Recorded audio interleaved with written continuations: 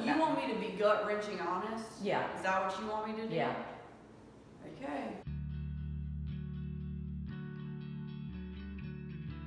I was in a Christian school my sophomore year of high school, and I was really involved in my church.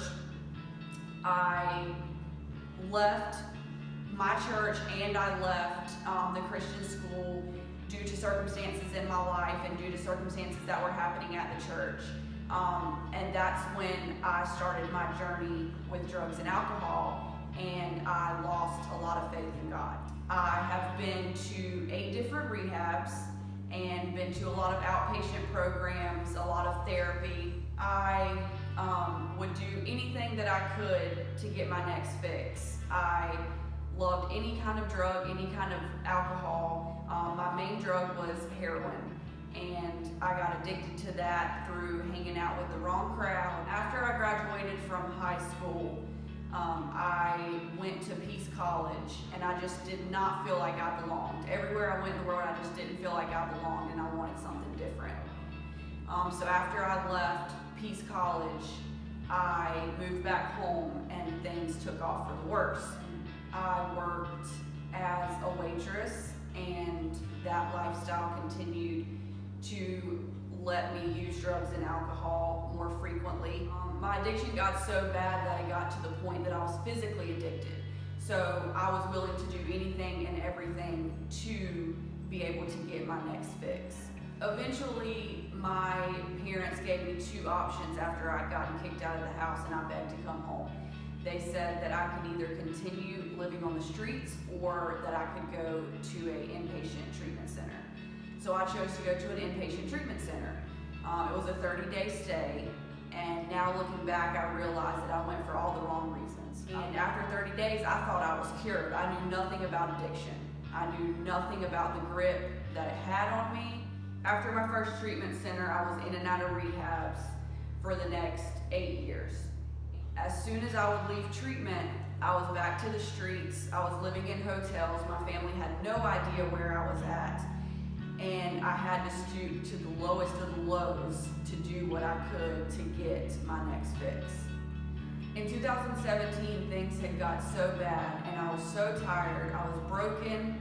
I was physically, mentally, and emotionally just tired of living that lifestyle. But I didn't know what to do. I didn't know where to turn. I felt like God was not with me. My family was not with me, and I felt so alone. And the only thing I knew to do was to check myself into another inpatient treatment center. And I did not want to die. It was either life or death at this point. I did not want to die. So July 25th of 2017, I decided it was time to do something different. I had nowhere else to go. I had no money to pay for a halfway house. I had no money to pay to go live anywhere. So it was either the streets or my grandparents' house.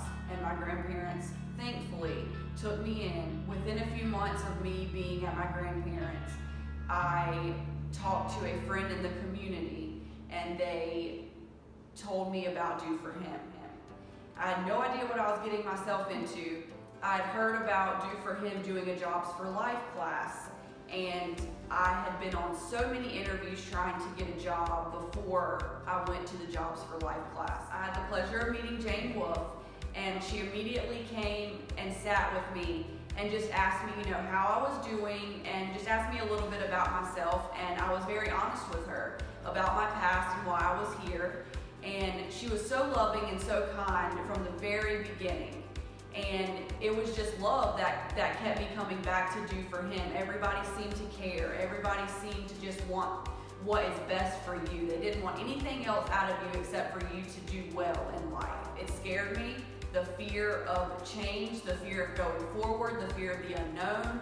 It was very, very scary. But through Jobs for Life, I was able to connect with people and connect with women that wanted what was best for me. And I was partnered with a mentor, and she has just been a godsend. She has been amazing, and she has been there for me even after Jobs for Life. She's been there for me. She's led me closer to God, and that has been a big deal for me. She's been a very big deal in my life. So through Jobs for Life, even though I turned in all my homework on the last night, I still graduated and I was able to get a job. It is a part-time job, but it is the job for me for right now. So going through the Jobs for Life class, I was able to connect and get closer with Jane Wolf. And she asked me if I'd be willing to do a Genesis process, which is a relapse prevention process. And I was very thrilled. I was very thrilled that she asked me to do it. Going through the Genesis process, it was a big eye-opener because I also attend Alcoholics Anonymous and Narcotics Anonymous. And even though those are two great programs, and I very much enjoyed them, they don't give you the walk with God that I was really looking for. I not only learned about relapse prevention and coping skills and ways to manage my stress and ways to manage my triggers, I also have learned how to be closer to God, how to pray better. And through that process with Jane, I was able to rededicate my life. She sat down with me and I asked her if she would pray that prayer with me. And she did. And that I'm very thankful for. As I continued my walk with Do For Him, I really knew that God would be the #1 way for me to stay clean and sober. And the ladies that Do For Him, especially Jane, my mentor Tracy, and Tracy Horton, they all encouraged me just to continue to pray. Even if I didn't know what I was praying about, what I was praying for, just to continue to pray. So every time I would pray, I always called Jane and said, I did this weird thing called praying, and for some reason, something's changing. It's working. Something's happening in my life, and I don't know what it is.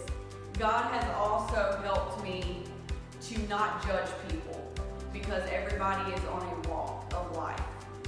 And through God, I've learned not to judge. I've also learned a great deal of love, how to love people, how to respect people. And none of that would have been possible without the Do For Him ministry. I've been clean from heroin since July 25th of 2017.